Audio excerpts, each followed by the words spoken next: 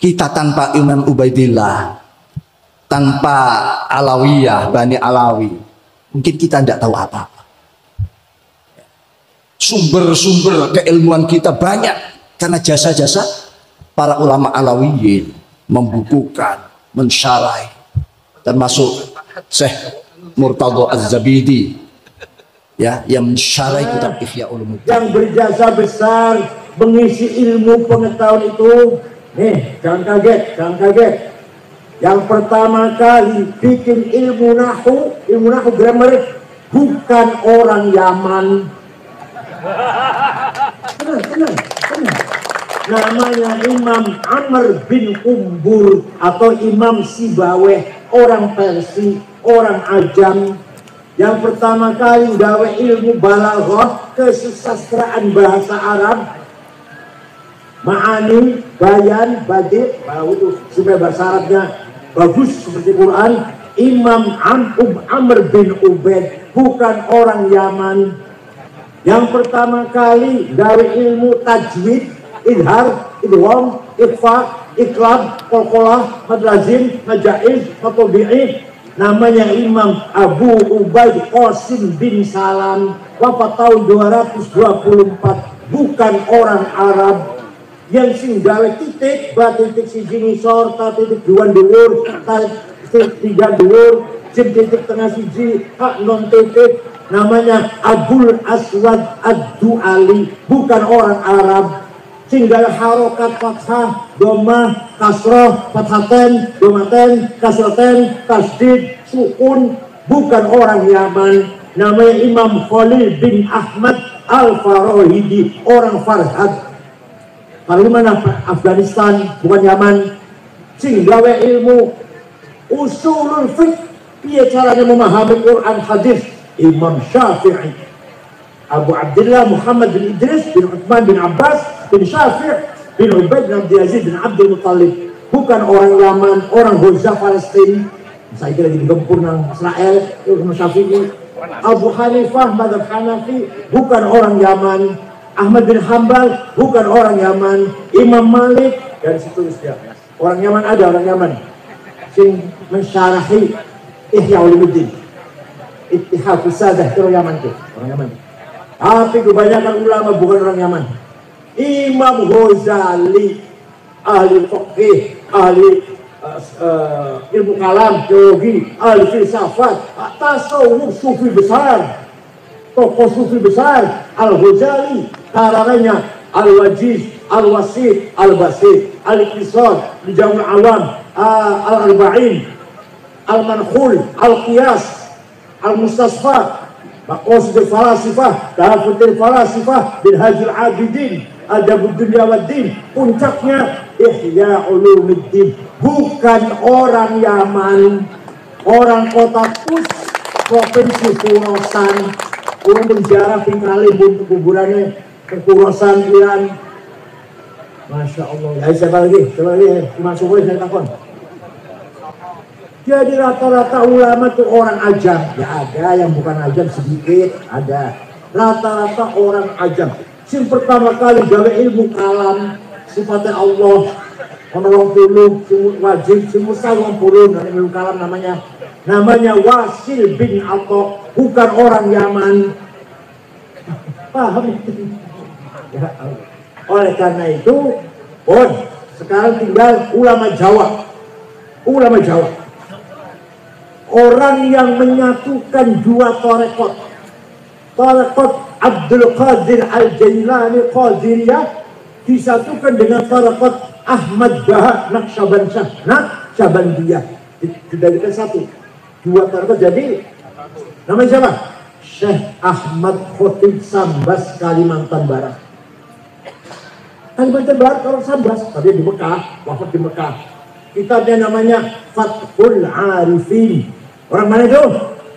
Sambas. Orang yang telaten ngajari fikih, Safinah, Syarah Safinah, Syarah Sulam, Ijan Daroli, Nihayatul Zen, Tafsir Munir, Syekh atau Kiai Muhammad Nawawi bin Umar Al-Bantani, kakeknya Ki Ma'ruf Amin, kakeknya Wapres. Orang mana itu? Nah, Ada Syekh Mahfud Termas. Syekh Mahfud Termas cepat-cepat ke Mekah, pulang ngarang kitab namanya Manhaj Dawin Nazar, ilmu mustalah hadis. Sampai sekarang kitabnya dipakai di Al-Azhar Mesir, menjadi kitab pokok di Al-Azhar Mesir.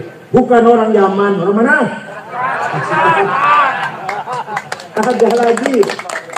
Ada lagi Syekh Abdus Somad Palembang, orang Palembang, juga ulama besar di Mekah ngajar. Syekh Yasin Padang baru wafat tahun 90, karangannya Syarah Abi Dawud 20 jilid, Tahsilul Usul, nyari Hoyatul Usul, Ahkamul Quran 2 jilid, dan banyak sekali karangan sudah juga banyak. Yang besar Syarah Abu Dawud yang paling besar. Orang Padang, orang mana? Bukan orang.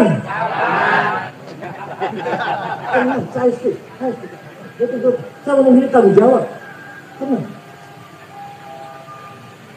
Singarang ilmu mustalah hadis, metode menseleksi hadis. Ini sahih, ini hasan, ini dhaif. Sahih syaratnya papat, antara guru dan murid ketemu.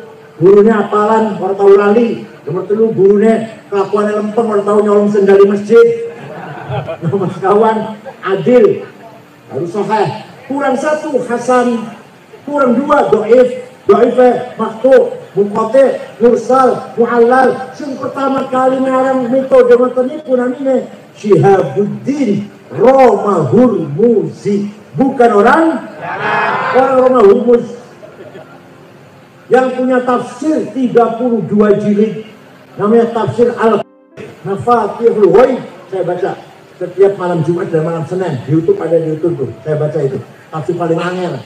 Namanya Muhammad bin Umar Fakhrul Razi dari kota Roy. Razi itu Roy, kota Roy. Di Tahran kan, di Tahran, di Iran. Bukan orang? Sing pertama kali nggak ada tafsir sempurna. Sahabat Ibnu Abbas ndamel tafsir tapi bukan sempurna, hanya 2 jilid. Sing pertama kali ulama ndamel tafsir sempurna 10 jilid. Imam Ja'far Ibnu Jarir At-Tabari, orang Tabaristan, orang. Aku cerita itu entah waktunya. Jadi kita harus cinta tanah air. Kita harus bangga dengan tanah air Indonesia dan bangga dengan para ulama kita. Nih, satu-satunya ulama di dunia yang punya jargon hubbul watan minal iman hanya Haji Mas Ari. Ceritanya dia ceritanya. Jangan berdoa ceritanya cerita saja lah. Negara Arab dijajah. Mesir, Sudan, Irak, jajah Inggris. Suriah, Lebanon, Aljazair, jajah Prancis. Libya, jajah Itali. Jajah kabeh. Khalifah Turki, Khalifah Ottoman, waktu itu masih Khalifah. La haula wa la quwata, gak bisa ngelawan. Sampai Khalifah Turki bubar. Sistem khilafah bubar tahun 1924. 1940. Khalifah Turki hilang, sistem khilafah hilang. Khalifah terakhir Abdul Majid dibuang ke Jerman. Yang membubarkan sistem khalifah namanya Mustafa Kamal Atatürk. Sawise khilafah, sistem khilafah bubar, orang Arab sempoyongan, kehilangan pemimpin. Iya ini. Lahir pemimpin nasionalis, cinta tanah air, nasionalis. Tapi buatan agamis, buatan religius, namanya Mitchell Akhlaq. Apa namanya? Agamanya Kristen, dari Damaskus, Syria. Pertama kali mendirikan partai melawan penjajah, nasionalis Arab, sosialis. Mitchell Akhlaq, partainya Ba'ath. Dan partai Ba'ath itu diikuti oleh Saddam Hussein, Gamal Nasir, Muammar Gaddafi. Itu namanya partai Ba'ath, melawan penjajah. Nah, tahun 31, tahun 37, kiai-kiai mendirikan partai politik Ikhwanul Muslimun, kembali ke khilafah. Kiai Hasyim Asy'ari ambil kebijakan luar biasa. Khilafah tidak usah dihidupkan kembali. Tapi nasionalisme Indonesia tidak seperti nasionalisme Mitchell Akhlaq, tidak seperti nasionalismenya Partai Ba'ath. Apa? Nasional Indonesia, nasionalisme religius. Kamu cinta tanah air harus beragama. Kamu beragama harus cinta tanah air. Man mata li ajrihi mata syahidan.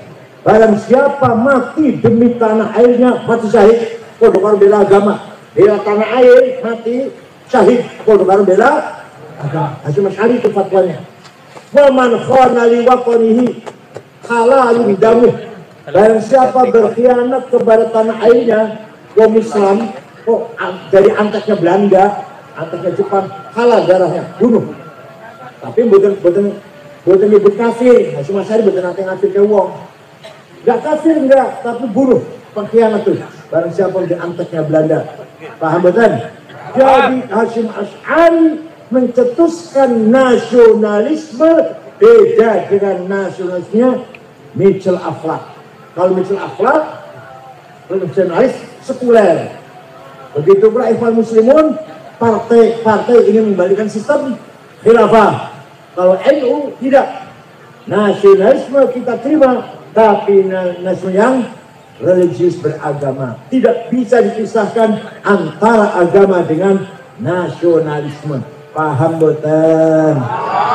Itulah resolusi jihad Hasyim Asy'ari tanggal 22 Oktober yang saya perjuangkan menjadi Hari Santri Nasional.